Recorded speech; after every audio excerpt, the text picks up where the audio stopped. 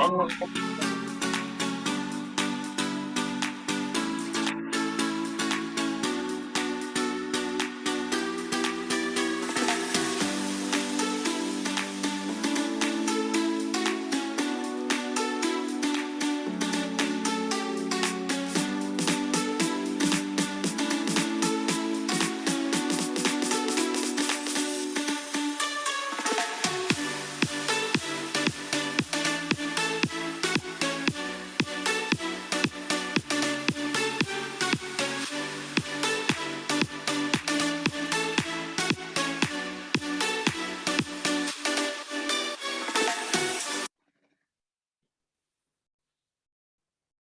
Okay. Assalamualaikum warahmatullahi wabarakatuh. Good afternoon, good morning, good evening, everyone. Good morning, sir. Welcome to the Teacher Talk, Teacher of the Word, a discussion from between English language teaching in Indonesia and worldwide. The aim of promoting per discussion, reflective practice, and recently intercultural awareness. It is held once a month and it is open everyone around the globe. We have a facilitator, she is Leviana Vinanda. She's a language teacher, mainly worked with adolescent learner. She's a postgraduate student in English language teaching program with the University of Southampton, UK. And then she's interested in English language teaching with the global use in English and intercultural awareness in the second. And would like to talk the second facilitator. He is Richard Buckley. He is a guidance counselor at the University of Wales, Trinity, UK. And then he is a Master Education, Leadership and Management. He taught English with the British Council and at university level. He holds the Cambridge Delta.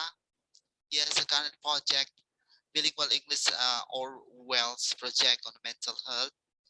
Today, they would like to discuss and share about thinking ahead, plan your lesson and integrate the technology in English language teaching classroom. And we would like to very proud to join with this.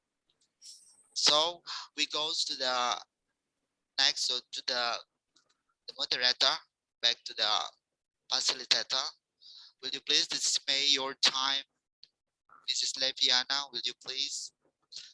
This is your time. All right. Thank you very much. All right. Thank you very much, Mr. Ardi, for the nice introduction. So welcome everyone. Welcome teachers from not only from Indonesia, but from around the world. Yeah. So it's a great pleasure to meet you all here with Teachers Talk, Teachers of the World 2022. This is the the second year of this event. So some of you might have joined us last year, but for some of you, it might be the first time. Anyway, I really hope that you all get the most benefit of this event. Now, our discussions today is really compelling, if not relevant, totally relevant to our current conditions. Yeah, as many of us start teaching within the online learning environment. Now, before we start with the talk, of course, I would like to introduce you to our speakers today. So I'd like to share my screen, sorry. Okay, here we go. So to help us ignite the discussions around lesson planning and also on how to integrate technology in English language teaching classroom, there are two speakers joining us from two different parts of the world. We've got May from Myanmar. Hello, May. How is it going? Yeah, hello. Happy to see you here. Yeah, I'm feeling good. Yes. That's great. Thank you for joining us. May is the founder of Teacher May Online English Learning Center, and Yeah. she held a diploma in teacher education and also in communicative English. She also held a diploma in TESOL and also hold the Cambridge TKT, and she is currently undertaking a bachelor in education. Good luck, May. Thank you. Thank you so much. All right, and also joining us far away to the different part of the world, different part of the globe, actually, is Olaf Morales. Hello, Olaf. How is it going? Doing great. Great. Thank you for joining us from Mexico, everyone, which is 13 hours differ from us, right, Olaf? Right. So that's why I say good morning to everyone. I mean, from my side. Yeah. But I believe there are also some teachers who is now has the morning time, if not an afternoon time, in their place. Yeah. Okay. So Olaf is an English program coordinator at CSU Todos Santos Center of Colorado State University, and he holds the Cambridge CELTA. He currently undertaking an MA in ELT, English Language Teaching, at the University of Southampton, UK. And he also involved in Champion Teacher Project with the British Council. And he also a scholarship awardee of American Embassy. Wow, thank you very much for joining us today, May and Olaf. Okay, so I would like to let you know the rundown of our program today. So every teacher's talk has two speakers that will give two talks. Each of the talks consisting 15 minutes. So it's a kind of a flash presentations that will help us to ignite the discussions. And after that, we will have some discussion session for 25 minutes. And that is your time to ask questions if you like, and you can also share us your own tips, your own strategy, your own story. Yeah, you can share it with us around lesson planning and also around integrating technology in your own online or blended classroom. Yeah. Okay, now without any further ado, thinking ahead, planning lesson and integrating technology in an ELT classroom. What makes lesson planning effective? What makes a lesson engaging for the learners, but also meet the teaching objectives? And as teaching aid is also one essential part of lesson planning, how can technology in this case, in terms of online learning, can be integrated nicely and effectively, and what kind of platform perhaps that we can use to make our lessons engaging and once again fruitful for the learners. Okay, now let's start with the lesson planning with May. May, time is yours. I'll stop sharing now. Yes, thank you. Let me share my screen. So let me confirm you that you can hear me clearly. Yes, we can, and we can also see your Okay. presentation. Okay, so thank you so much. Yeah, so hello everyone. So good evening, everyone. So I'm really happy to see you here. So today, so I just prepared about how to plan our lesson plan. So before we go to our topic, so let me introduce a little bit. Yes. So I am Miu. Yeah, my name is Miu from Myanmar, and I am founder of Teacher May Online English Learning Center. So I got diploma in teacher education in 2002. So that means I was a teacher so since 2002. And 2017, so I was a curriculum development teacher. So I have to participate a new curriculum reform at primary level and the government side. Yeah, but supported by JICA Create. So JICA means Japan International Cooperation is agency. So that means Japan International Cooperation Agency supports our education system in Myanmar. So I have worked at the government side. So because of that, so I have a chance to study about the curriculum in Japan. And also another chance is I have observed, I have a chance to observe some of the education system in Japan. Yeah, after that, I was a curriculum development teacher. So I have worked in the government side for 3 years. So I have to make lesson plans almost every day, so for 3 years.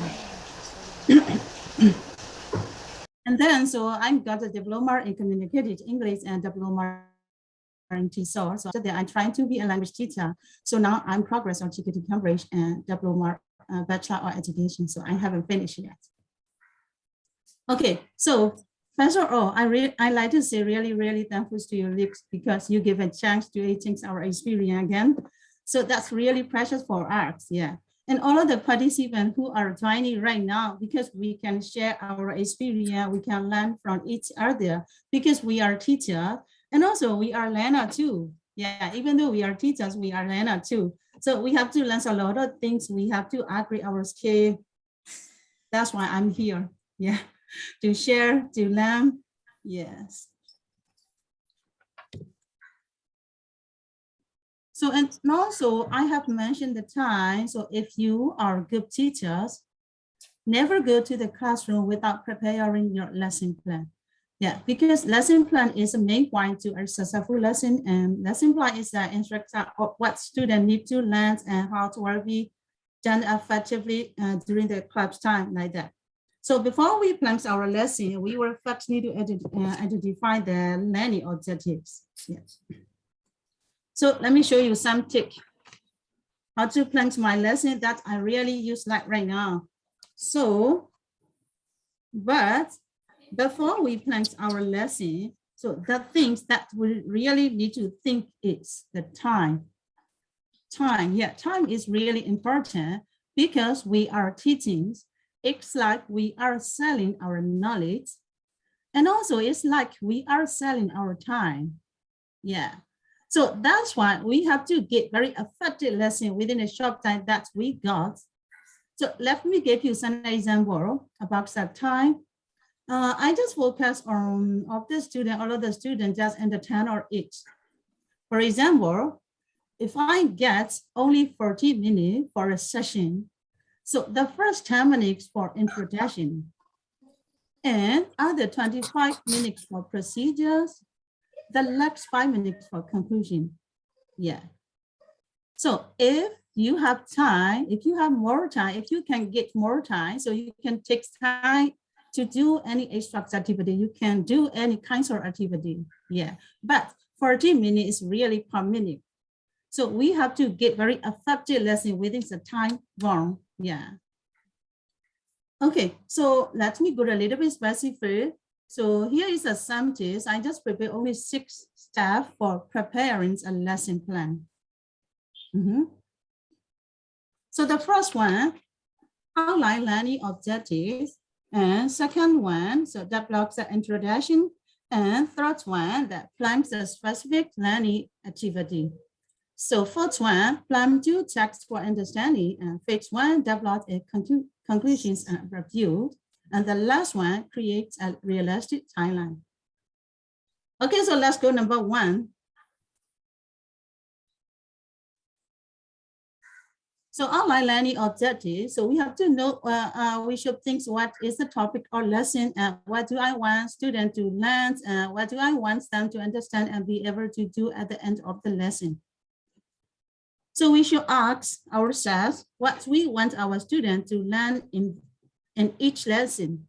And then, so we have to, so I have to write down, so what we need students to understand by the end of the lesson.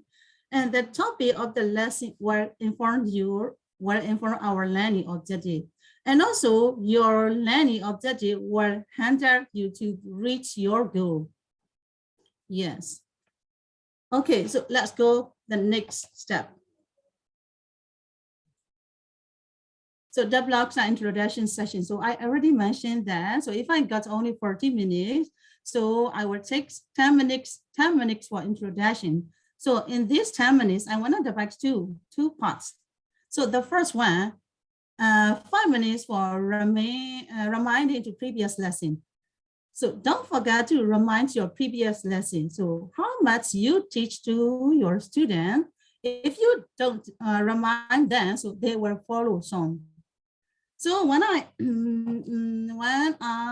am in my class, maybe when I reach my class, not only online class, but also our physical class. So before I start my lesson, I just ask some of the questions. It's like talking very freely, but I'm asking previous lesson to them. Yeah. So don't forget to remind your previous lesson. So if not, they will forget. So, okay. So another 5 minutes for approaching for new lesson. So don't forget to approach your lesson before you start your lesson. So that's really boring. Just only starting saying, today we were we were studying about topics. That's really boring things. Maybe your student may be out of their mind, and maybe they might not be ready to learn your lesson. Maybe they may have some kind of other thoughts like that. So in order to catch their concentration, so we have to approach, for our new lesson. Maybe you can start with a question. You can ask some question. You can prepare some other attractive features like that, but don't forget to approach your new lesson. Yes. Okay, so let's go number 3. So plan the specific learning activity. So that's the main body of the lesson. So you can prepare any kinds of several different ways or explanation that the materials and real-life example or analytics and visual like that. In order to catch the attention of more students and appeal to different learning style, but the thing that you have to think is your activity should be for all the students. All of the students should have a chance to participate in your activity. So in this part, you can create any kinds of activity, anything you want. You can collect some kind of material. You can play a game. Yeah, so anything you want. Okay, so let's go number 4. Plans to text for understanding. Yeah, we often do that. So plans where you text that student have understood the main points covered in the lesson.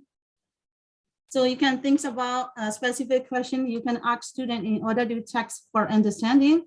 And you can decide on whether you want student to respond orally or in writing. Yeah, anything you want. And let's go number 5. So develops a conclusion and preview. So we may forget because of the time limits. Yeah.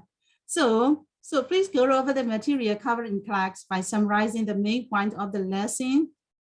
You can state the main point yourself. Yeah, today we talk about blah, blah, like that. So what have you learned from it? What do you remember for today's lesson? So don't forget to ask, don't forget to conclude like that. You can ask a student to have you summarize them, or you can even ask our student to write down a piece of paper, what they think were the main point of the lesson. So after each lesson, you should reflect on what's happened in the classroom and ask yourself if you could have done something differently to achieve your objectives. To conclude the lesson, not only by summarizing of the main point, but also by preview the next lesson. Maybe you can ask some questions related the next lesson. Yes. Okay, so that's the last one. So create a realistic timeline. So plan a few minutes at the end of the class to answer any remaining question and to sum up key points. Plan an instruction activity or discussion question in case you have time left. But the things, please be flexible. Be ready to adapt your lesson plan to students need to focus on what seems to be more productive rather than sticking to your original plans. Maybe you are really trying hard. You are really trying hard to prepare your lesson. Maybe you collect a lot of material, but your lesson plan is not appropriate with your student. Be flexible. Yeah, don't be hesitant or don't be late to change your lesson plans and something. Yeah, so if I conclude my topics, that's really a short time. So if I conclude that topic, I just mentioned only 3 things, even though I already mentioned 6 steps. So the first one, time. So please think your time. So before you plan your lesson, and know your objectives. Yeah. And so prepare your activity, or you can collect some kind of material for your body, for your activity. And the last one, don't forget to conclude your lesson. Maybe you can know your student, how much your student learned from you, like that. So if you can say some other words, some other activity, you can answer, you can respond to you. So that's me. They understand your lesson like that. Yes. Okay, so thank you so much. That's all about my topic. So maybe teacher Alex is ready to share his topics. Yeah, teacher Alex, continue please. And thank you so much for everyone. So I hope you can get something with this topic. Thank you. Thank you so much. Okay. Thank you very much, May. Thank you very much for your great sharing. Okay.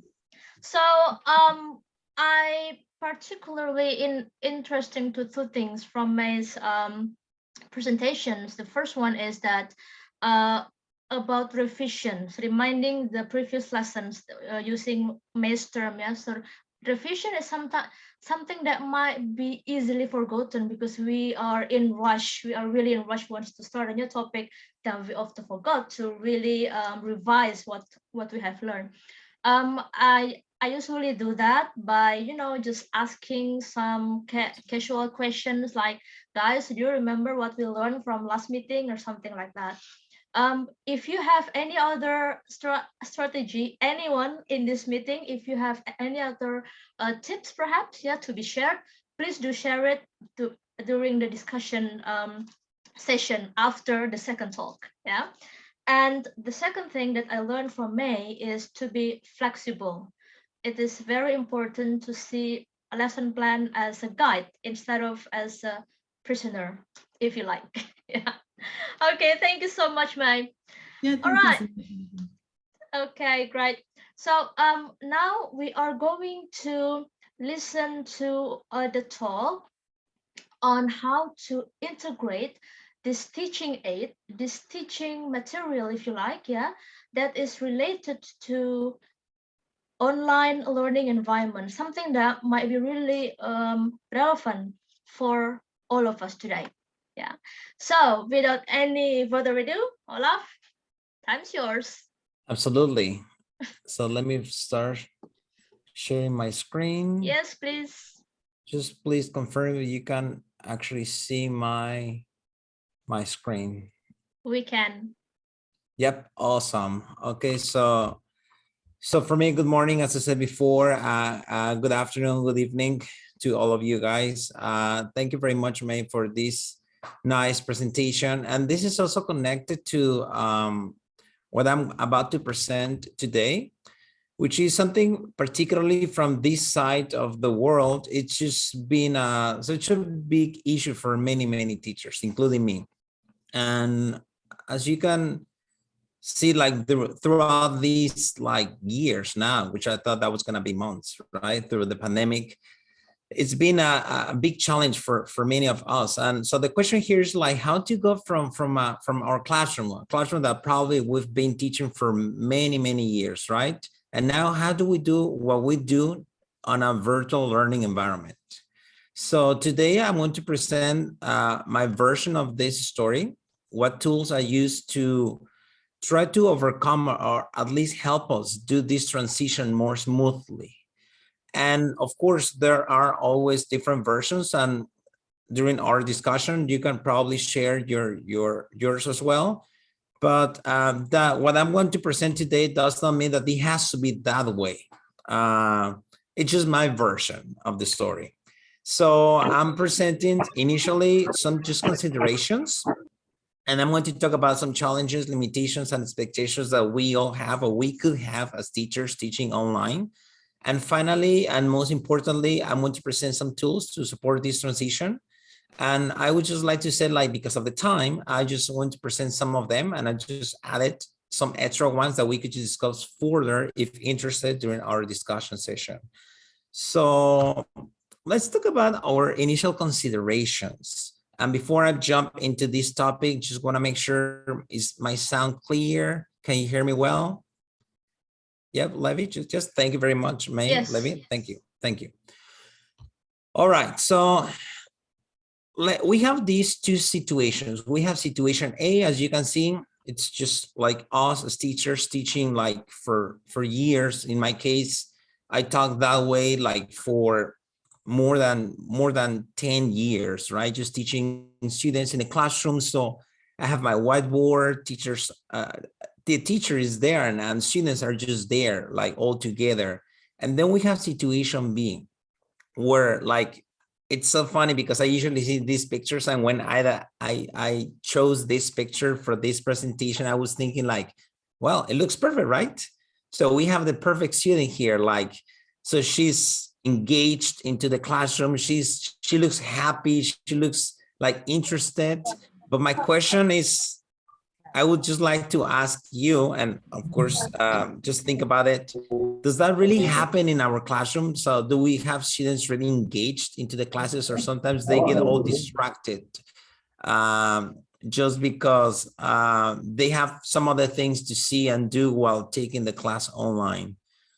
So, well, we just think about these two situations. I would just like to ask you a question, and this question is more about like, how do you describe your experience?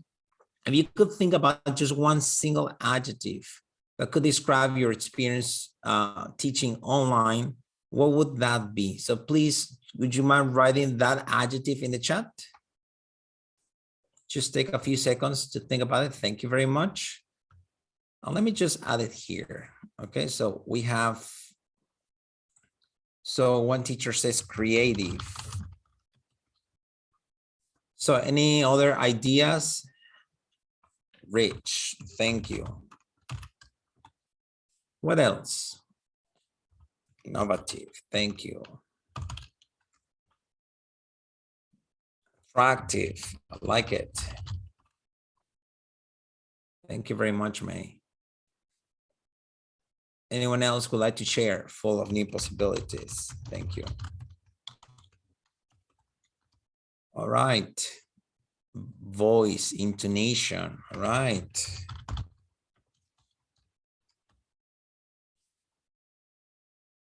So anyone else just one more challenging and individual? Absolutely. Individual. And good connection, right? And good connection, it could come in terms of like connection with students and teacher, right? And also connection when talking about like internet connection, right? Just to make sure that we have a good connection so we can establish a good communication with students. So thank you very much. So here we have a few adjectives that we could describe teachers' experiences, right? Rich, yeah, restrictive, absolutely. And this is part of the of my presentation today. Overwhelming, exactly. Times, right? Overwhelming. So in my case, the experience that I could just share with you, it's at first it was challenging, of course, like, so it's something that we didn't do that much in the past, just before the pandemic. And this is something like teachers had to learn really quick, right? There was not enough time to do like, to just get ready and to say, okay, I'm going to take a workshop on courses and then just get ready before I jump into online teaching. It's just like, okay, so you cannot teach like in your classroom now, you have to do it online, but just have to make sure that you have to do it the same as you do it in your classroom. So it's been like days, months, weeks, and now years since like teachers are like now trying to learn as fast as possible because there's no time, but also there's also students waiting for a quality education. So how do we do this? And before we think about it, so let's just go further and talk about these challenges that you just shared with me now, and limitations and some expectations as well. So the first one, just talk about this absence of visual cues. And when we talk about these visual cues, it's just like these kind of activities, flashcards, videos, notes, or anything else that we can use instead of our heads or hands, you know, our body, to just share or present information to our students. Well, when we do it in the classroom, it's just quite simple, right? So we can see students and students can see us, and then we can actually point and show them what we want them to see. But when we are online, there's no chance, right? So there are probably more than 10, 15, 20 students in the virtual class, Zoom, for example, and then every student could just have their video off, basically. Or students could actually, I've seen videos online, it's like, they even have like, they're wearing glasses, and that means that they're doing something else, even sleeping, right? So there's no chance that we can actually see what they are doing. So that's one challenge. Another challenge is the technical issues, of course. Like from my perspective, from my context, I realized that for students, it was so difficult to connect, not just because they didn't want to, just because they didn't have enough technical, let's say the technology to connect. So there was not a good internet connection. They didn't have a computer, and they tried to connect through the phone, but the phone is just cracked, right? So it's just really hard to read what the teacher is presenting. Also, while I was teaching, I remember the first months, and now I've been teaching like my kids like for more than 2 years, but at first it was very difficult for them because class, and at least I think like for the first 2 months, it was not all about teaching English. It was more about teaching technology. So it was more about like, okay, so how to connect, how to just share information with your partners, how to, like in this case, because I use Zoom as well to present my classes, how to use breakout rooms and all that stuff. Like kids like from 8 to 10 had to learn just really quick, because I mean, there was no other way.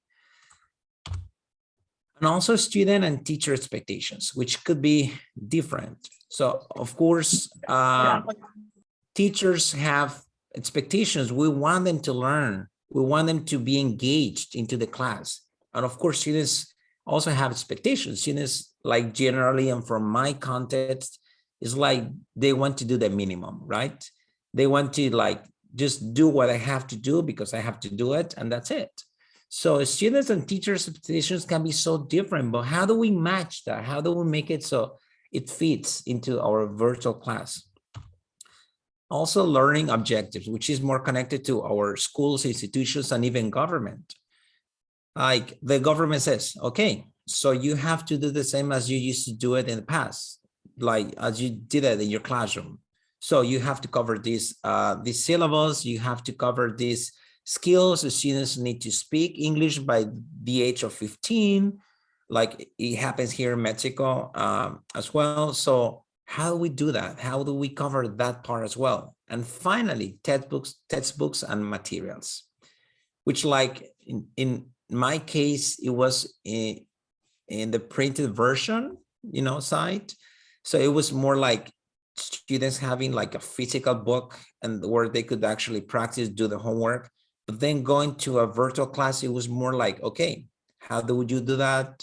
So do students still need to have like a printed version, or could they have like a PDF version instead, or like an online book instead?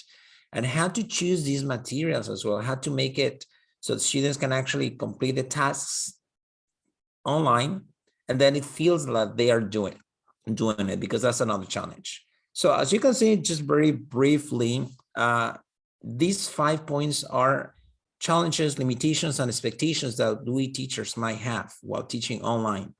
So doing this transition is a challenge. And I think like for most of us, and at least for me, it was like a moment and a process of like learning and growth, because I said, okay, so this is a time where I had to do something different, because of course I saw like the way I did it in the classroom couldn't be the same way as you have to do it online.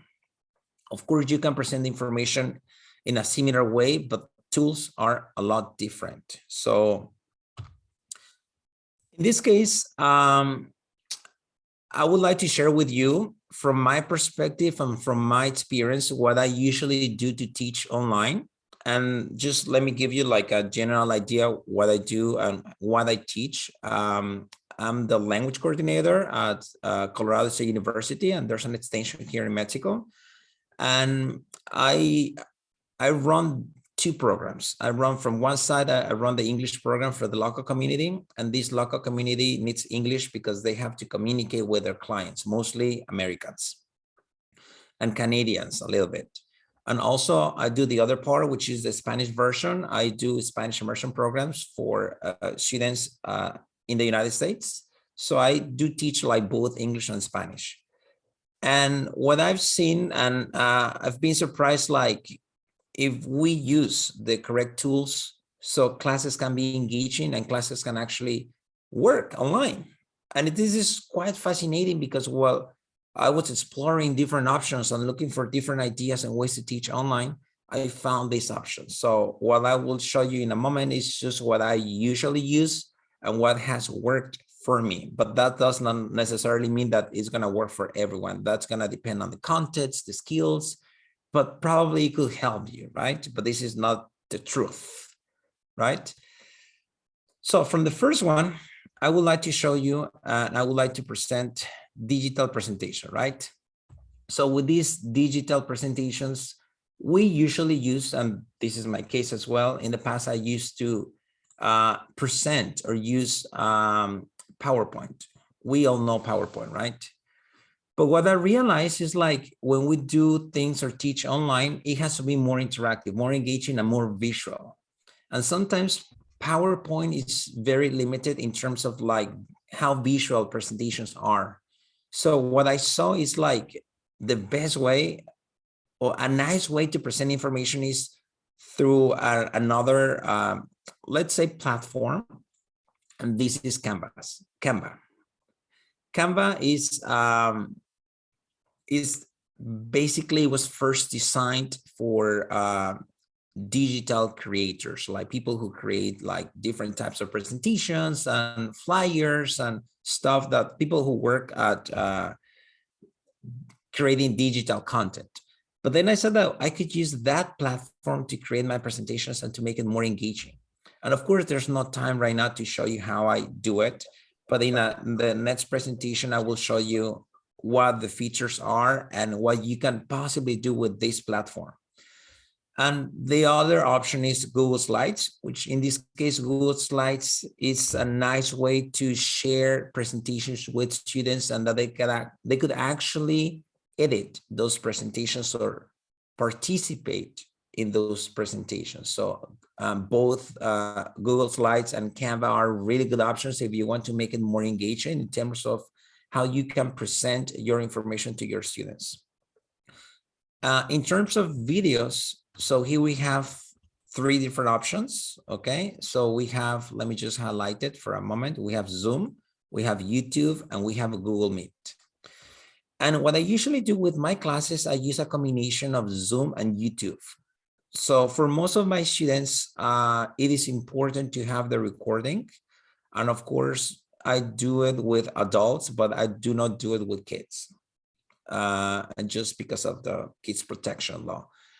But in terms of like adults, teaching adults, I usually teach my class like I'm doing it right now with you, presenting this information, and I record the class. And then I have a YouTube channel where I upload this video and share the link. And this is one way that students can actually go back and check things that they didn't understand or they don't remember at the moment. And this is just such a nice combination of Zoom and YouTube just to make it more interactive. And so then students can actually review information. And also we have Google Meet, right? Google Meet is another platform where we could actually teach our classes, and it's free. We just need a Google, like a Gmail account. And it's just very, very similar. But in my case, in my particular experience, I have found out that Zoom provides more opportunities to do lots of things like I'm doing right now with these little tools like highlighting and like using like some arrows and some text in the presentation. And finally, we need a platform. Platform is so important for online classes because it's just a way, it's just like a portfolio, or where we could have like all our information all together. What I realized when teaching online is that you need to be organized. You need to have all your information in one single space, because students usually need that. When you just say send notes to your students, but that information is not well organized, students just get confused. It's just like when students, and I don't know if that happens to you, but it happens here a lot in Mexico, like students usually have like one single notebook for everything. So it's just like trying to find notes on a single notebook where there's math, biology, chemistry, English, physics, and everything all in one place. So it's just really difficult for students to find something. So when you use a platform to organize your information, students at least know where to look for. So we have Google Drive, which is free and it's all connected with your Gmail account. We have Canvas, which I use with my adult classes. It's free. There's a free version for Canvas where you can actually create like modules and courses online. We have Microsoft Teams, which is Levi and I use Microsoft Teams for the MA. And this is a way to organize information and even have conversation with students. So you can create chats, you can create groups, you can upload information, you can share videos. I mean, Microsoft Teams is a very solid platform that teachers and students could use to have a class. And interestingly, not sure if in your country it is quite popular, but here in Mexico, the WhatsApp platform is also very, very popular. And throughout these 2 years-ish, teachers here found that WhatsApp was the cheapest way to share information with the students. And I say that because most of students here in Mexico go to public schools, and this means that students are also very limited in terms of money and technology. So of course, Canvas, Drive, Teams are just very good options and very like solid platforms, but sometimes students don't have the technology to use that. So what do you do with students? Well, WhatsApp was the cheapest option because here in Mexico, it's just free, right? With your phone, you can use WhatsApp and you don't have to have credit. So WhatsApp was also another way to connect with students through sharing through groups. So teachers usually create groups, and then all students are there, and then they can actually connect and share information. So WhatsApp was it's worked here in Mexico very well. So really quick, Canva. So as I said before, this is a platform for create like graphics, presentations, posters, documents, and other visual content. And you can add text, you can add photos, you can invite students to collaborate, which is also really, really nice. You can manage your lessons. You can have all your lessons all together in one single place. And you can deliver these presentations like in person, like just using a projector. You can do it remotely as I'm doing it right now, or even you can do hybrid learning. And also you can export it to different formats such as PDF. So in fact, I created this presentation there. So if you want to just improve and just like create like engaging presentations, I recommend this platform. I think it's just really great and it's free. So in terms of group work, how do we connect with students? How do we make it interact into our classroom, which is also so important because when we're teaching like in the classroom, it's just too easy to ask, just to put them in groups, in teams, right? But here, it's just a bit more challenging, but not impossible. So I use 3 platforms for this. The first one I use, and my favorite is Quizzes. Probably you already know this platform. You can actually choose from lots of different plans there, and also you can create yours.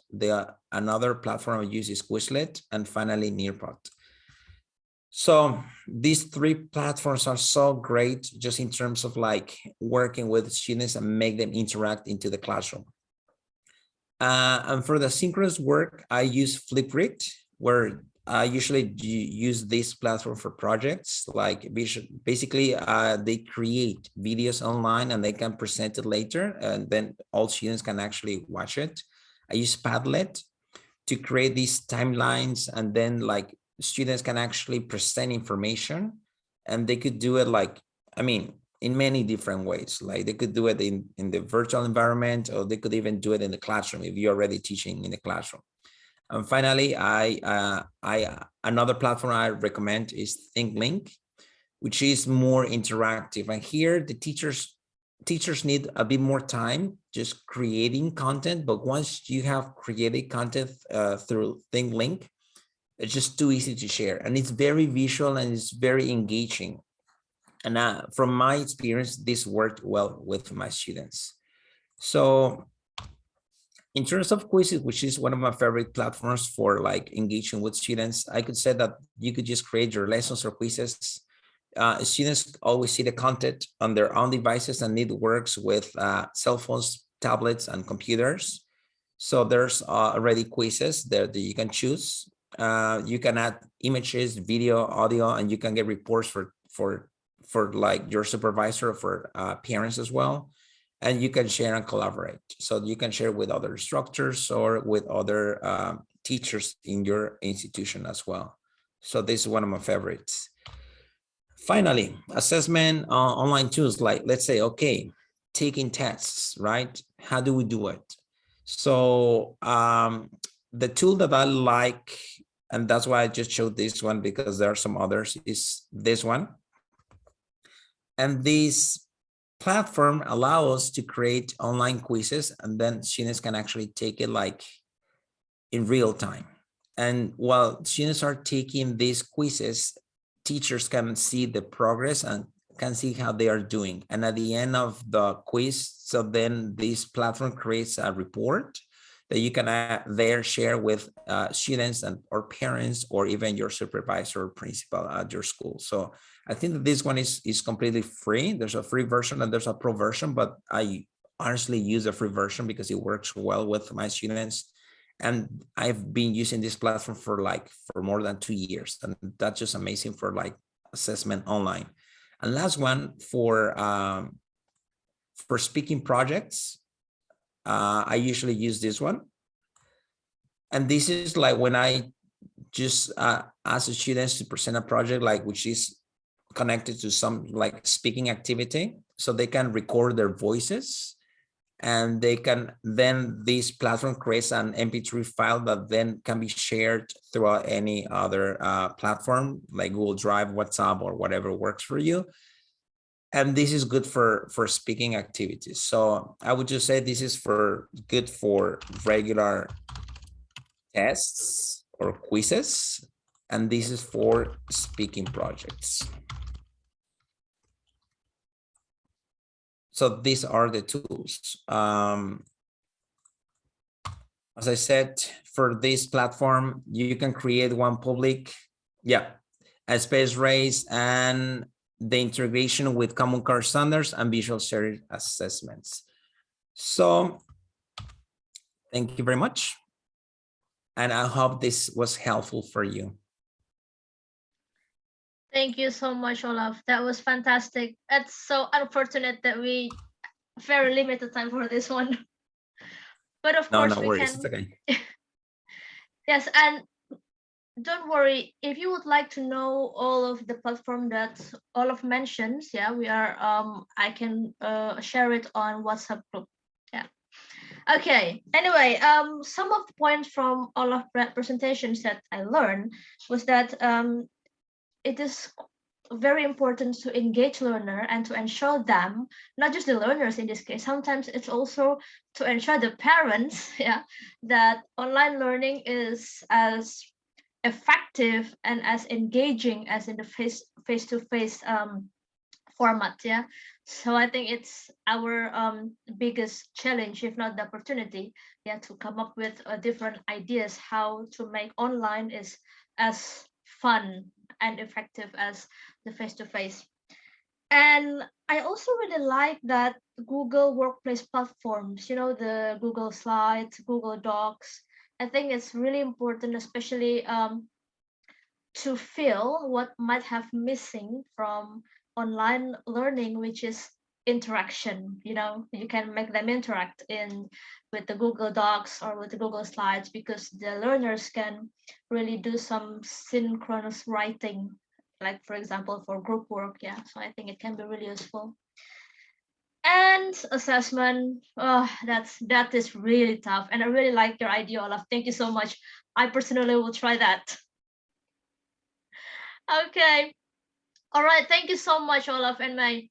Now, this is the heart. We are now in the very heart of teachers talk, yeah, which is the discussions, yeah.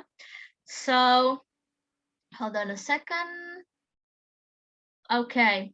So now I would like to give you an opportunity to give all of the participants, everyone in this room, yeah, if you would like to ask questions, perhaps you can do it live by raising your hands. There is a raise hand button down there, so you can just raise your hand and ask your questions or give us feedback, or perhaps you would like to share your own tips in lesson planning or in using the technology in your classroom, yeah. Or you can also do it on the chat, yeah. So you can just chat us what you would like to ask or what you would like to share to us, yeah. Okay, waiting here.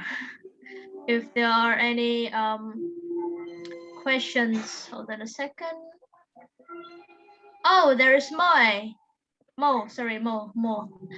Hi, Mo. Please turn off. Yes. Okay, so let me ask to DJ Olaf, please. So in your speech, I have already you have already mentioned that like turning off and turning on camera about in virtual classes. So I'm curious to know that what are the best way for students, like attending online class with turning off or turning on camera, because these are like the controversial topic in our country during this day. So would you mind letting me know what are your suggestions and opinion about that? So was it about Canva platform, Moy? No, like attending online class with turning on camera or turning off camera. Okay, so the camera or off camera, like to use a camera. Well, in terms of like, I usually present students at the very beginning of each class some rules. And these rules are very, very clear in terms of like what teachers are like supposed to do. Let's call it like the netiquette in the online class. And part of the netiquette is just to use the camera. Now it's also about parents' consent. So it's just very important information and the communication with parents, and the parents support this idea. So it's a rule. If not, students know that they are not allowed to be in the class. And honestly, sometimes what I've done, and that sounds like a bit mean probably, but that's not the idea. But like, just say like, you need to use it. If not, I'm gonna put you in the waiting room for a bit. It's like, and then students know, and at first like, okay, then I have to do it. And then honestly, it's so funny because sometimes it's like, I do an activity and I turn off my camera because I just want them to see each other, especially in breakout rooms, and I forget to turn it off. And then students are like, hey, but why don't you have your camera on? It's like, so it's the same applies to the teacher as well. So it's just, I think, communication, and the students understand the purpose of this, of doing this. Why do you need this? Right. Thank you, Olaf. Wow, May send you a heart shape. That means she's happy with the answer. Okay, thank you very much. Now, if there are any other questions or feedback or more tip or story, what do you use in your classroom? We can start with that. For example, what do you use in your classroom? And by the way, I just like Landish, 100% absolutely agree. Yes, netiquette or the rules in online classroom is as important as in face-to-face classroom. So I think we should start to treat the online classroom as we treat the face-to-face classroom, yeah, without the discriminations. Okay, Landish, Go ahead. Yeah, I would like to say something to add a little bit about the I'm sorry. So, what in Russia is used? What kind of digital sites and which wasn't mentioned? In Russia, it's very popular and famous. It's a Miro. Maybe someone used the Miro boat. It's like the presentation. You can use like a Canva and like presentation, like a Google presentation. But it's really popular, and a lot of courses of teachers who teach other teachers, our colleagues, how to use this. Yeah, Miro, yeah. I don't use because for me, it's easy to use the presentation. It's like a, there is the contest here in Russia, like how to use just using the boat and the chalk. And this is my principle and concept. If you don't, the professional concept, yeah? If you don't use just the chalk and boat, are you a real teacher? So thanks a lot. Thank you very much. Oh, wow. That is very striking questions. Yeah. Yeah, I think that's also one of the most challenging thing in online learning, that not everyone, not even the institution is ready to really shift from the face-to-face to online, even though after 2 or 3 years has passed. Okay, thank you very much for the feedback, Landish. Myro, in Indonesia, at least for me, maybe the other Indonesian students can answer that. We are not familiar with that. But WhatsApp, as Olaf mentions, yes, very super popular. Also in Indonesia. Yes, Olaf, go ahead. Just real quick, just to mention, like, also another thing that I have learned is that online education is not for everyone. It doesn't have to be for everyone. So there are students who enjoy learning online and that they have found that this is their way of learning. And I'm talking about students like not just like teenagers or kids, but also adults. Like the oldest student I have, well, yeah, he is 84 and he is taking like classes online. So he had never taken online classes, and he found that there was a good opportunity for him to learn a language. So it's quite interesting. But some others, like even like teenagers, is like they don't like it. It's not for them. So I mean, like online teaching is not for everyone, and that's okay, you know. So it's acceptable, and we need to, as teachers, we need to understand that. Very important feedback. Thank you, Olaf. Yes. Okay, I think all we can do is to adapt, yeah. But for some that might be we don't have to adapt, but we just have to let them go with their own way. Yeah. Okay. Last, I have a questions here. I'd like to read it now. I want to ask about development conclusion and a preview from Miss May. May, this is for you. I applied that sometimes, but the students only mention 1 or 2 from the last words of the lessons. Is it okay if I say that they have to prepare the conclusions from the first time, or just let them conclude at the end of the class? It might be about the revision, May, about reminding them, like with your own term, yeah, reminding the last lesson. Is it okay just to let them say 1 or 2 words from the last lesson, perhaps from the last class, perhaps, yeah? Or do we have to make them prepare the whole conclusion of what they have learned? According to you, what do you think, May? Yes, that's a good question. So maybe it depends on your lesson. Yeah. So how much you give in the periods of the time. For example, if you just give just only new vocabulary, so they will give a few of words, not all. So you can remind, you can ask, yeah. So if you give some other lesson, so you can create, yeah, you can create some other question in order to remind them, yeah. So it doesn't mean they don't understand your lesson. Yeah, so they can get a few words, but it doesn't mean they don't understand your lesson. It depends on your question. Yeah, and also you can conclude and you can remind or further, or maybe a little bit about or your lesson. Yeah, so it maybe depends on your how much you get to your student. Yeah. All right, thank you.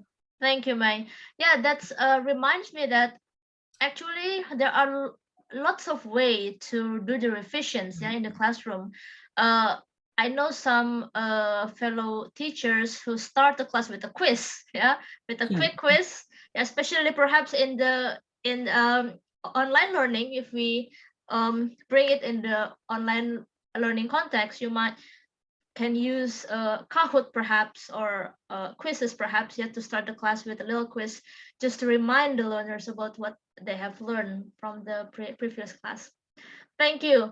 If you have any other way, teachers, in this meeting, if you have another tip of how you do the revisions in your classroom, you are free to share it here. We still got time for the discussions. Or if you got another questions, yeah, you can also ask that. Okay, I'm checking here. Okay. All right. Can I ask you, May, while waiting for more feedback or questions, what about in your context? What do you do when you want to do the revisions in your classroom? Revision? Yes. Maybe, so if you, even though you give some of the lesson only one time, so they might not remember, they might not understand for the only one time. So that's the main point. You need to remind to them maybe the next. So maybe, so the student has a kind of silent period. So even though they learn something from you, they might not give response at one. So maybe they may have a silence period. So asking again and again, that's why don't forget to remind, yeah. So I often ask previous lesson if I have time, yes, maybe the next week, the next day like that. All right, thank you. Yes, asking the right questions, it might be a skill, yeah, that we teachers have to learn, asking the right questions to get the answers that we hope from the students, and also be patient, of course, because as May said, silent period. Yeah. Thank you. Now, Santosh has a very interesting ideas here at the end of the class. What if giving students a chance for reflections, reflecting upon the personal experience of the students? I like that idea. Yeah, I think we can use that, right, May? What do you think?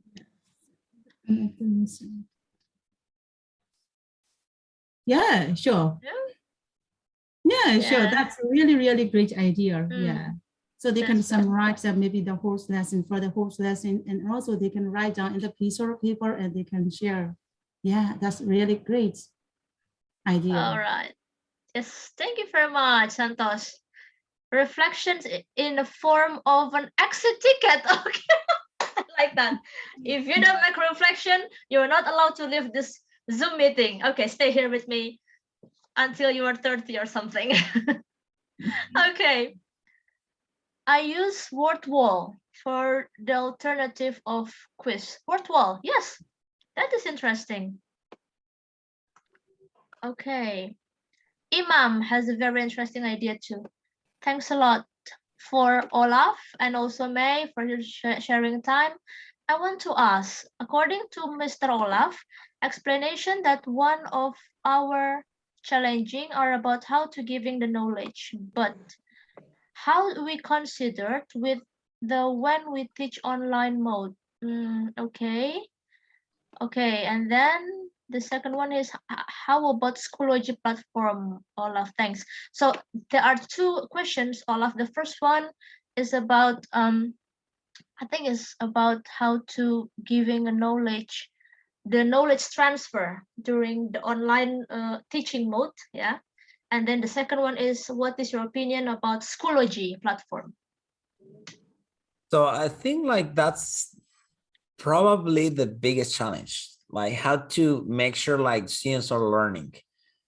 And it's a bit tricky because of course there's lots of platforms online, fun platforms such as Quizzes, Quizlet, and that's fun. Students love it because it's a game, right? Like Kahoot is a game. But how do we make sure that students at the same time they are like having fun, they're also learning? I think it's through assessment and through just like also combining with some other activities, which I didn't have the time to present today because of the time. But it's just to make sure to find the balance. It's not all about games. And we shouldn't forget that students are still learning, and that's a class. And sometimes I realize like, of course, the students want to play like for the whole class. I don't know if that's a 60-minute class, a 45-minute class, or a 3-hour class. But also you need to just balance these with like a presentation, with a quiz, with some other activities, so then you make sure that students are actually learning, or at least that's what I consider from my side. Now, Schoology, yeah, sure. I've used Schoology as well. Schoology, Canva, and Moodle, which is another platform, like, and I think that was one of the first platforms like that you could use. Schoology, I think it's just like a nice way to connect with teenagers because it just looks like a Facebook platform. So it's all like very similar to Facebook. And I think that works well as well. So in my case, I would just use Schoology for teenagers, and I would use Canvas for adults because it's more robust. It just provides more opportunities and more ways to connect and even create quizzes as well. Thank you, Olaf. Yes, Schoology. I never used that before, but it's worth to try though. That's a good one. That's a good one. Really? Oh, okay. Okay. Yes. If there are more feedback here, perhaps more informations of platform is also welcome here. We might need to make a separated sessions for online learning, yeah, Olaf, because there are so many things in online learning. That includes the knowledge transfer. That's, yes, it's could be really challenging as well. There, okay. Just real quick, Levi, just real quick. Yeah. Sorry. Yeah, there's so much information. I mean, right now, I'm pretty sure teachers here have also lots of different ideas. I think like right now, online education is just growing so fast, but it also comes with a lot of challenges. That's right. And also an opportunity, of course, yeah, because at the same time, we can also enrich the learners with the literacy in digital technology. Huh? I really remember that my young learners is really aware of how to use many different platforms because they get used to it after 1 year, after 2 years, they get used to it. Okay. All right. Great. Okay. Let me check if there are some other feedback perhaps here.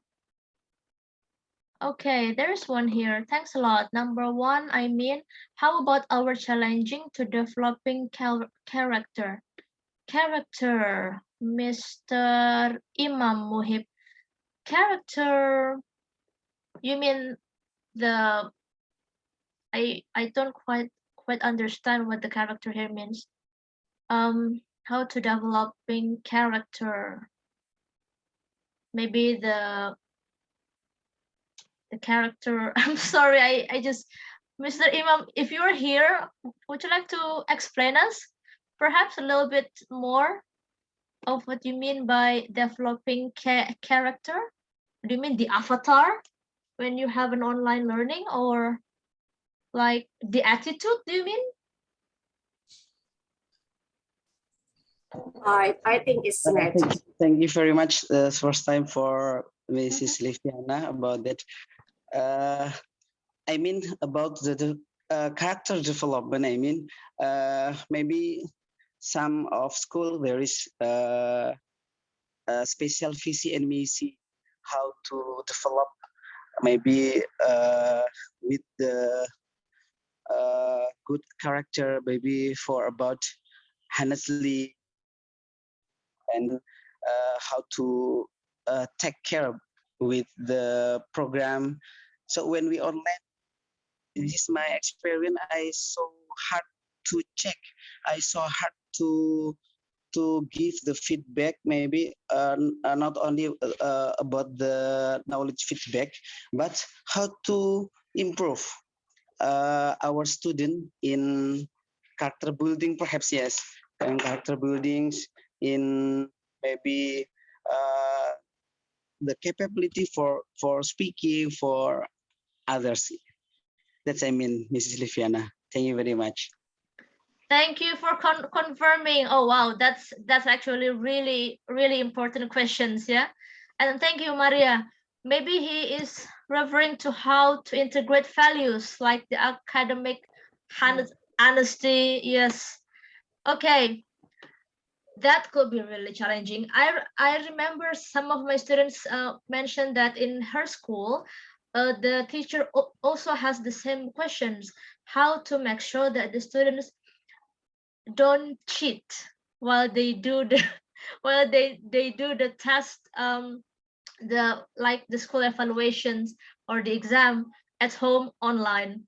Now, what do you think about this, Olaf, or the other teacher? If you have any feedback or any other ideas, you can always raise hand or chat us. Thank you.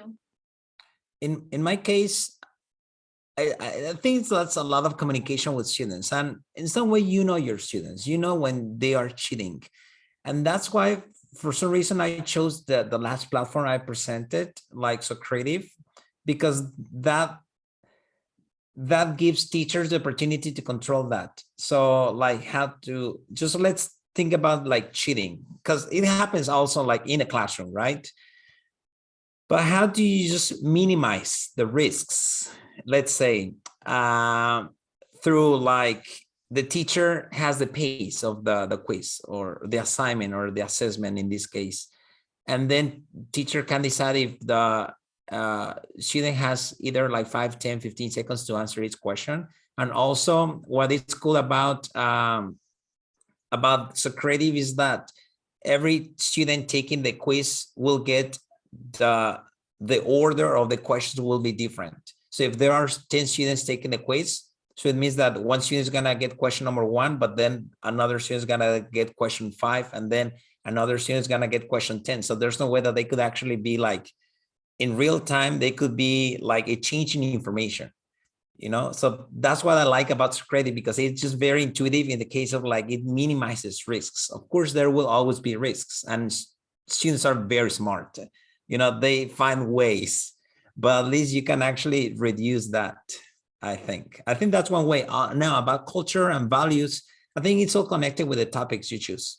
I usually choose cultural topics to present information. It's all connected with culture, values, and activities. So it's not all about teaching grammar or teaching vocabulary, but it's also about teaching culture. And with culture, it could come values or honesty or some other important things that we need to teach our students. Fantastic. Thank you, Olaf. Minimizing the risk. That I think one of the key in reducing that cheating. Okay.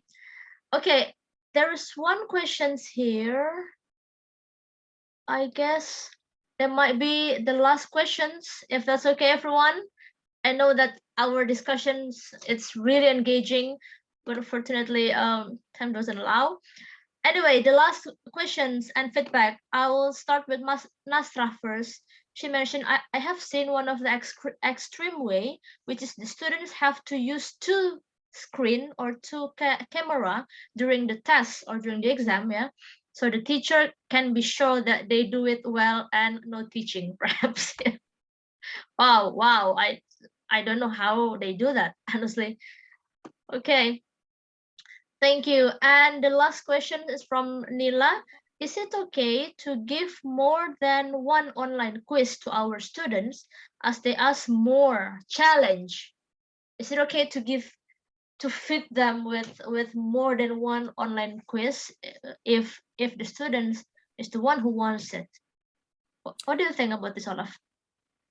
I usually go from easy to difficult. And quite interestingly, students like challenging from my experience.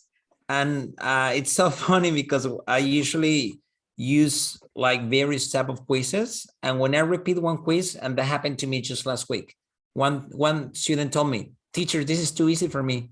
We have already completed this quiz. We know the answers now.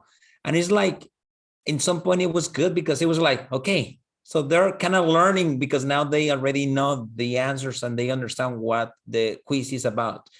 But it's also about like thinking like, quite interesting because students like challenging as well. So it doesn't have to be easy all the time, but I think it's just, you can start from easy so the students can get used to that, but then you can go to more difficult because that's also engaging. When something is too easy for a student, it's also boring from my experience and my context. But when the student feels like this is a game and this is challenging and I feel I have to do better, then it's more interesting for students. So yeah, it's possible. I would do that from easy to difficult. Cool, thank you very much. Okay, one more raised hand. This is the very last one. I'm sorry, I really apologize. But don't forget that we still have the other teachers talk in the following months. Yeah, so make sure that you always join each of the sessions. And also please keep in mind that we have the WhatsApp group, yeah, so you can always drop your questions there, yeah, or do the discussions there. I can pass them to the speakers if you want us to, yeah. Okay, Dean. Okay, in my case, let me ask you, what do you think? How to engage? I have 38 students in one class online, and I only have 40 minutes to teach. So, so I would like to hear your opinion, Olaf or May. Thank you. May, you can go first and then me. Go ahead. 38 students. There are 38 students in your class now. You get only 40 minutes. Oh my God. So how old are they? How are they? So let me know their age. Okay, they are in middle school, 13 to middle school. 15, yeah, adolescents, middle school. Oh, so that's really need to be fixed the time with you for the students. So I often do that. So I create a lot of break rooms. Yeah. So when I give some activities, so break rooms or one leader for one break rooms, and I direct a lot of break room and maybe discuss each other. Yeah, so they can discuss their subjects and come back to the main sessions and just find out what they have learned, what they've just cut like that. So how about the bikes of a lot of rooms, maybe or some rooms? Yeah. So what do you think? Yeah, how do you think, Mr. Olive? Thank you. Yes. Really quick, from my side, yes, I would use definitely I would use breakout rooms because I think that's a really good way to just split the classrooms and they can work like in teams. And also I would connect it with another platform. Or what I usually do in my case, I use Padlet. And Padlet is such a nice tool because you can actually create like like different projects. The students could work together while they are in the breakout rooms, but the teacher can actually see what they are doing. So then you can really make sure that they are actually working and doing stuff. And then you can go back through the breakout classrooms and the breakout rooms, sorry, and then the students present. I think here key when it's about like having a large class is to be as dynamic as possible. Because if a teacher keeps talking for more than 10 minutes, then students are lost. I mean, in my case, my students would be lost completely after 10 minutes. Yeah, actually I ran out of the time because, you know, they were late and then they won't open their camera. And then I kept, please open your camera. That's it. And I have like 9 classes. 9 classes in one, like 7 classes in a day. Yeah. But the thing, the things that you are really lucky is that secondary level students, so you can create a break room. That's really okay. But under 10 or 8, not okay. Yes. Okay, thank you. I'll try. Very dynamic, Dean. Very dynamic. Just keep them move, keep them thinking, asking questions, you know, leading questions, follow up. You know, it's just like, it's all about challenging students. Just keep them like as active as possible. That's what I do with my students. It's like, okay, we finished this, perfect. We have next activity. And that's why, as May presented, lesson planning is so important, because then you know what to do next. If you don't have like a guide, then you're just guessing and just like, okay, now let's do this, right? But if you have a lesson plan, you have a guide, then you can just do, okay, perfect. We'll finish, next class, next activity. And then they just keep them very, very active. Perfect. Thank you very much. Wow, the discussion is hit up and it's really, really useful. I think it's really fruitful. And I would like to read the feedback from Maria. I think the best thing to do is to really plan well. Again, lesson planning. So totally agree with you.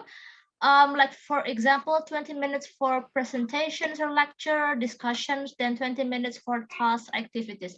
Yes, of course. Or you can use the, you know, the classic PPP, the presentations, practice and productions. Yeah, that's the very classic way. But then you can also modify it to make it more communicative and more interactive, especially in the online environment. Okay, wow, fantastic. All right, now I think that will be all from our discussions today. Yes, of course, it's not as smooth as in the theory, as of course practice makes perfect. We teacher has to keep practicing and keep learning, doing. Yeah. Okay, so yes, that will be that will be all for the talk and the discussions. But there is one more thing that is really important for us to do today. That is, after reflecting to our own practice, what can we conclude? Yeah. Now, this is the time for the next facilitator, my friend here, Richard here, will help us with the pedagogical overview. All right, Richard, over to you.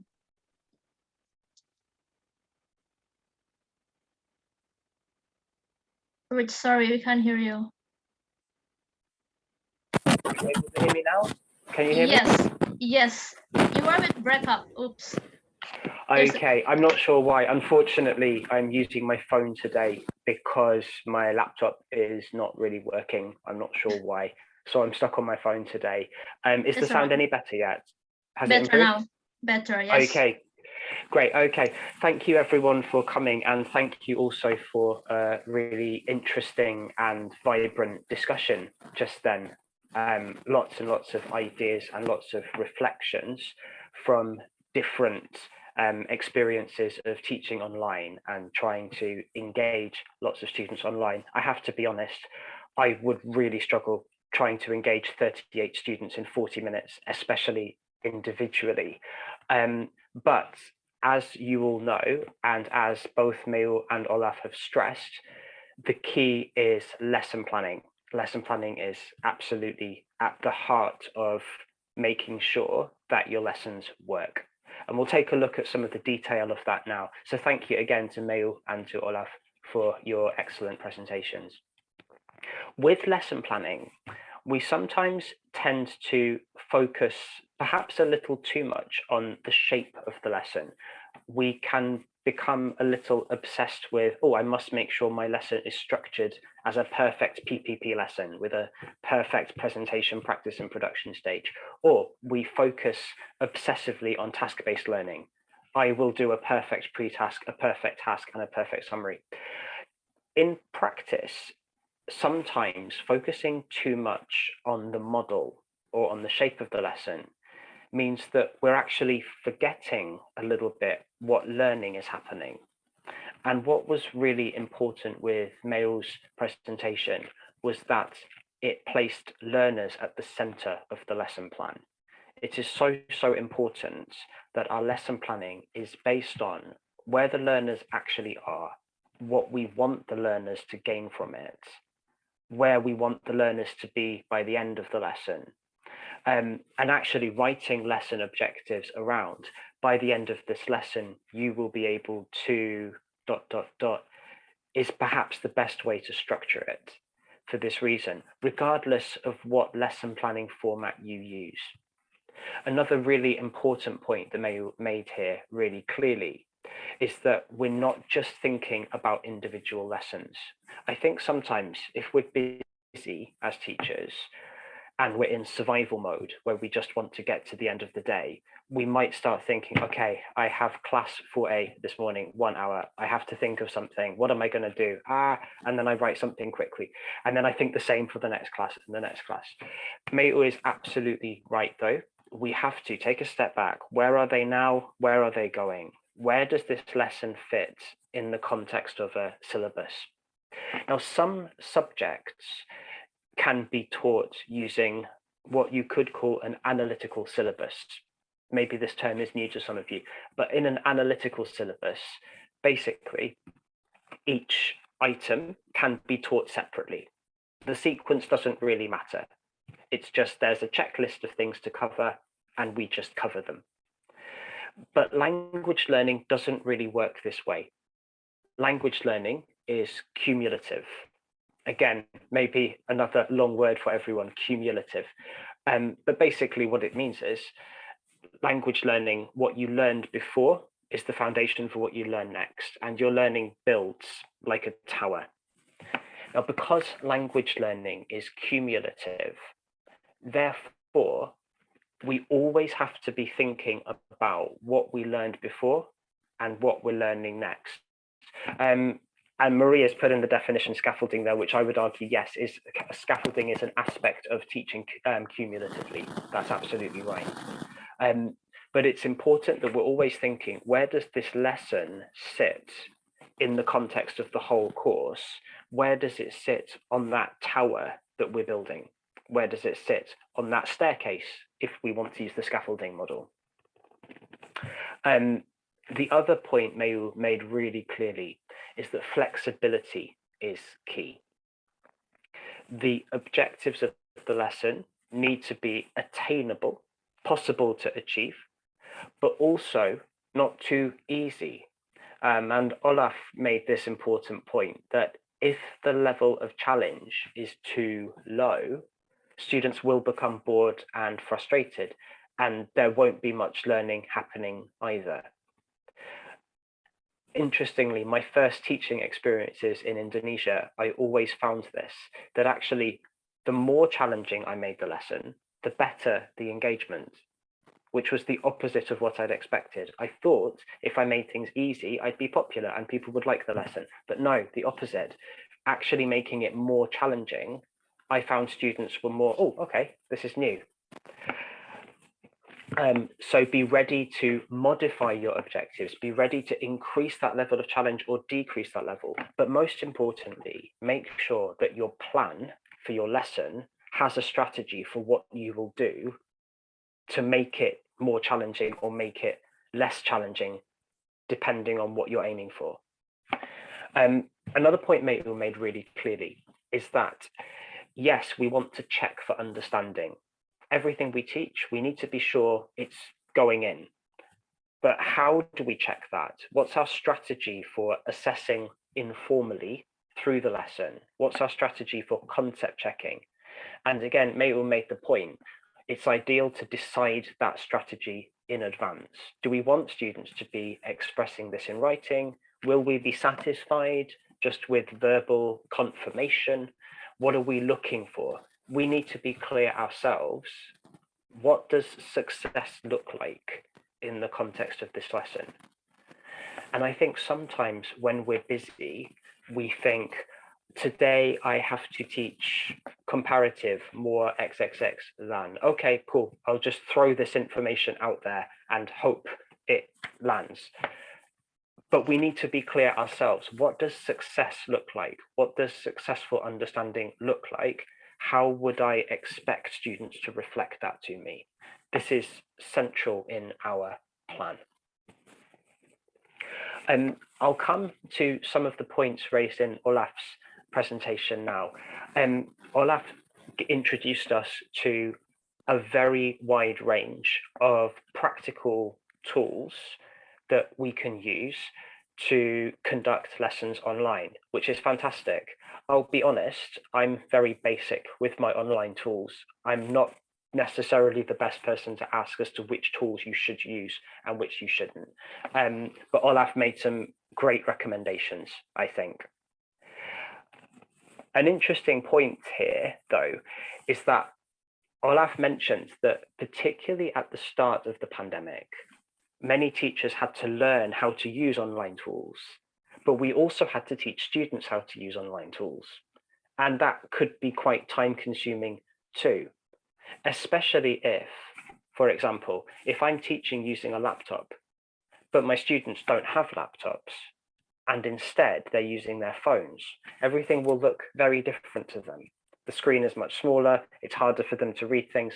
Thinking how I will change what I do to make it possible for them, but also how I can make sure they understand what I'm doing.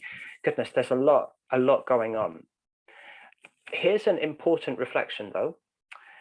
As we move back to the so-called new normal, there will be more and more parents expecting their children to learn in the classroom again. Some children in particular, adults too, to some degree, may have lost skills in classroom learning. They may be experiencing new anxiety about speaking in public, about working with people they've not met before. In Wales, where I live, we have 2 meter distance between everybody in a classroom. Many countries have social distancing measures even in classrooms. What impact does that have on your classroom practice? So even returning to face-to-face teaching in a classroom, we still have to teach our learners again how to interact best with the classroom. So whatever the classroom environment, whether it's online or in person, we have to do some what's called learner training. We have to train learners to make the most of the environment, whatever the environment is. That's always going to be a factor.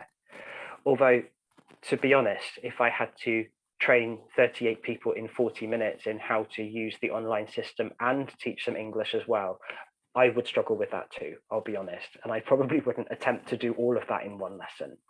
I might have to revise down my objectives a little bit and then think about how I would try to build those skills continuously through forthcoming lessons.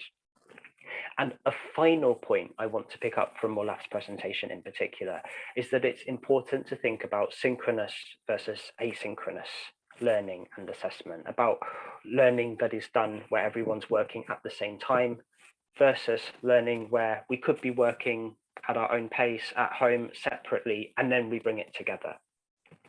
In a previous session, we had a presentation on flipped classroom. And actually flipped classroom is a good example of differentiating between synchronous and asynchronous, having some activities that are designed to be asynchronous and some that are designed to be synchronous, and giving consideration, why is this activity better for students to do alone in their own time? Why is this activity better for students to do together? Why have I chosen group work for this? Why have I chosen individual work for that? We should be able to justify those choices to ourselves. That's also very important here. So thank you once again to Mail and to Olaf for great presentations. I've really enjoyed listening to them, and I also really enjoyed listening to the discussion that came out of those. So thank you all once again. That's everything from me. Thanks, Rich. Insightful as usual. Okay, and I will also try to put some useful resources about the analytical syllabus if you like, yeah, and also on how to scaffold perhaps the learners, especially for example in online learning environment, yeah. Okay, let me check if there are anything on the chat group. Thanks a bunch, enlightening Rich. Thanks a bunch, Teacher Richard. Very enlightening. Yes. Okay. Thank you so much, everyone. Okay. Now that will be all for today. Yeah. So we have done. We have completed the talk, and also we did the discussions. We have a very insightful discussions and also the pedagogical overview. And don't forget to come again next month. Yeah, we'll have other topics. Of course, that will be very relevant and engaging for us teacher. And the next talk probably on by the third week of each month, and that will be at the same time mostly, yeah, even though it might be quite challenging for some participants and speakers from like Olaf. He has to wake up really early today, I believe, because in his time this session starts at 6 o'clock, and the same thing Well, with actually, 5. 5. Okay, that's even worse. Okay, it might be the same thing with Teodoro. There is one of our fellow teacher here, also from Mexico. Must be really early there in Mexico. Okay, now thank you so much for everyone. Thank you so much, Olaf, May, and Richard, and also for all the participants. Thank you so much for the committee who helped make this session possible. Mr. Ardi, Miss Dean, and Miss Devi, thank you so much. And I'm still expecting for your assistance for the upcoming sessions. And okay, I would like to send everyone a form. I hope that's okay with you. So this is a feedback form for the participants. Please fill that out. That's going to take you like five minutes to fill it out. It's kind of a reflections of what you have learned in the sessions, and for us it also would be very useful as a survey and as a part of our research and how to improve the teacher talks sessions for you, and perhaps something like separated sessions apart from the teacher's talk if you like. Yeah, so any feedback are welcome.